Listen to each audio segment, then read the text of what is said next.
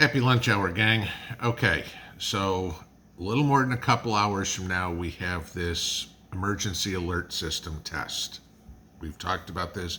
Many channels have talked about this. Pretty much anybody that doesn't know this is coming has had their head buried in the sand for a couple of months at this point, okay? But it is this afternoon, little after 2 o'clock Eastern time. I mentioned it this morning. I'm going to mention it again.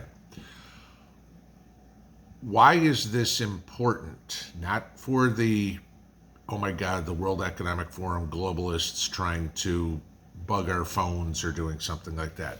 That's not where I'm going with this one. All right. Y'all know that Russia was planning a drill yesterday to see how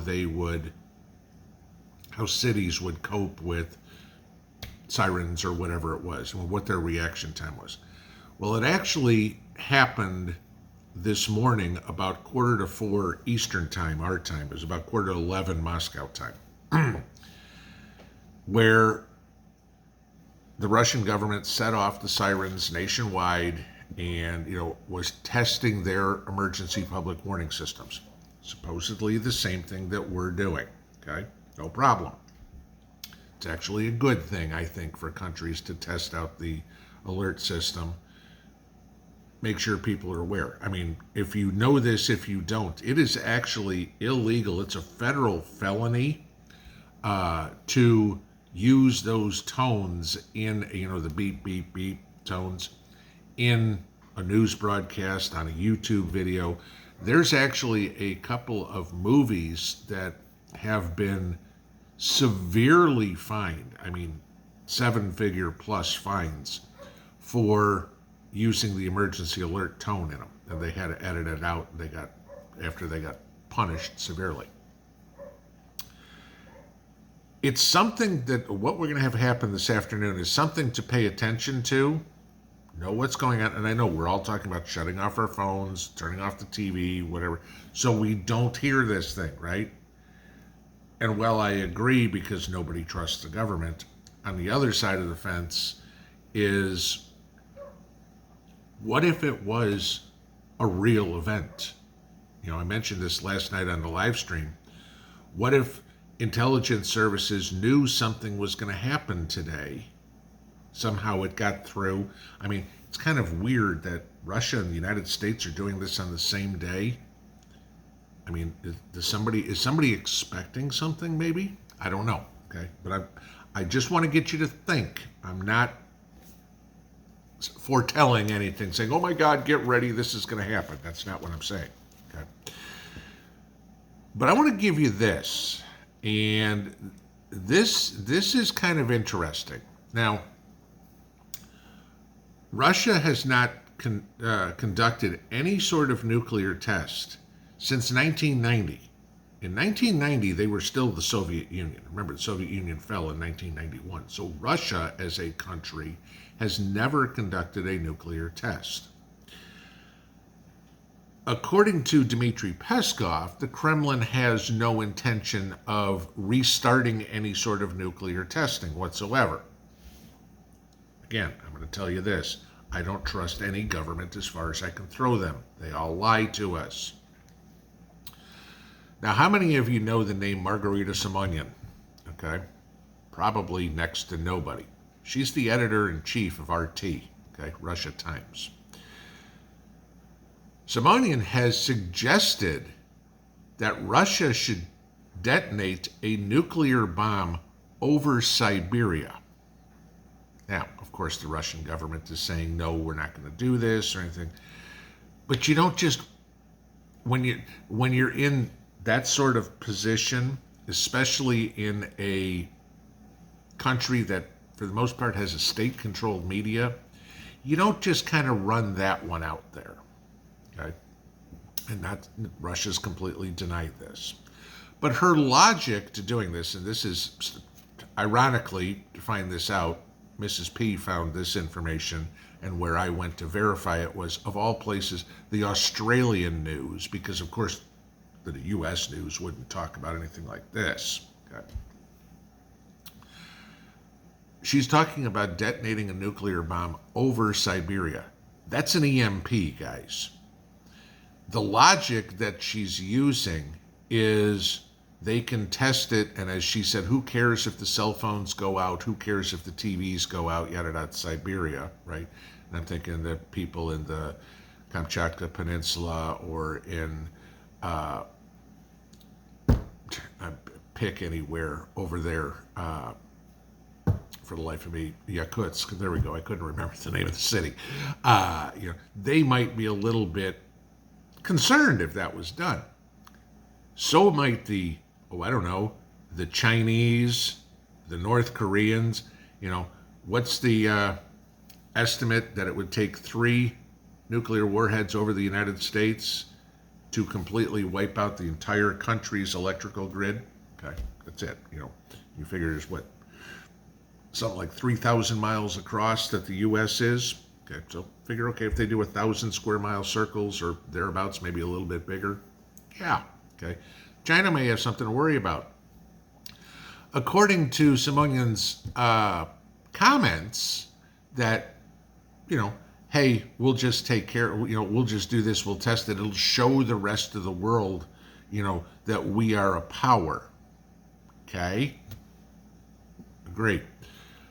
It would scare the rest of the world, is what she's putting. Yeah, because can you imagine that?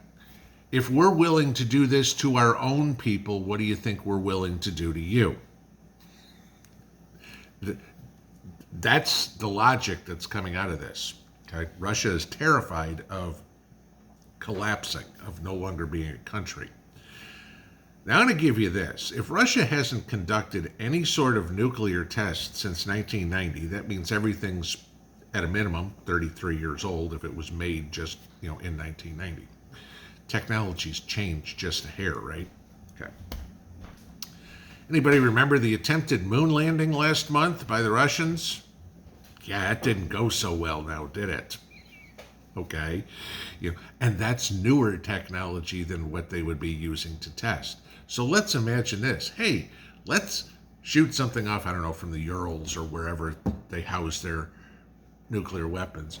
And we send it over, and we're going to detonate it over Siberia. Oh, crap, it didn't work. Well, the trajectory keeps it down. Oh, gee, we just took out Shanghai, or we just took out Beijing, or whatever it would be. You think that might not cause a problem? Yeah, I don't think the Chinese would be too happy if all of a sudden a nuclear missile just landed in their country, okay? Or the Koreans, or the Japanese, or anybody out, nearby, because something failed, right? Well, of course, the comment always comes then that, well, if they tried something, maybe they'd try it over Ukraine. Russia has been talking about the capacity for nuclear war for 2 years now. Okay. What do you think the response would be from, Poland, NATO member? Okay. Gee, one country's attacked. Guess what? France and England, poof. Okay. As soon as one missile goes up in the air, the retaliatory strike comes in. As the ICBMs that would be launched, it would take about a half an hour to get to the United States. We're not going to wait to see if they get here. This is the rhetoric that is coming out. This is why, as screwed as we are with this whole test today, and not trusting our own government, do we trust any other ones at the same time? What would happen if it was actually true that there was intelligence that something was going to happen today, and that alert went off, and you didn't know? A lot of times we have to look at the other side of the story. I don't trust Joe Biden at all, okay? I don't trust the U.S. government at all. I certainly don't trust the Russian government, or any other government for that matter. Who do you trust? I don't want to go back to the situation where stuff just happens, that you never knew it was coming. All of a sudden, the lights went out. Again, we'll go into the book 1 second after for a second. All of a sudden, everything stopped working, right? Beginning of the very first book, driving down the highway, and all of a sudden all the cars stopped and all the lights went off. And what happened? Nobody was warned. There was nothing.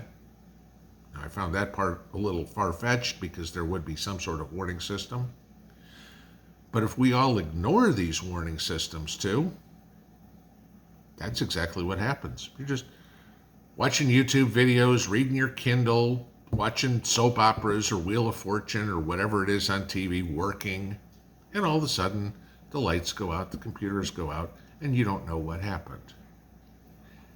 And this is why we prep, because first half an hour, couple hours, people are going to be like, no, the power's out.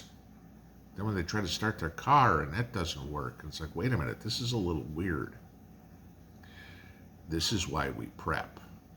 Because we have to remember, if we aren't going to trust the powers that be to tell us when something bad is going to happen, we have to be capable of reacting intelligently when something does that we don't know what happened. Interesting afternoon. Yes, I'm still turning my phone and my computer off here in about 2 hours. Okay? And I will pay attention to what's going on. My lights will still be on. Okay, so if anything really serious happened, I'll probably know.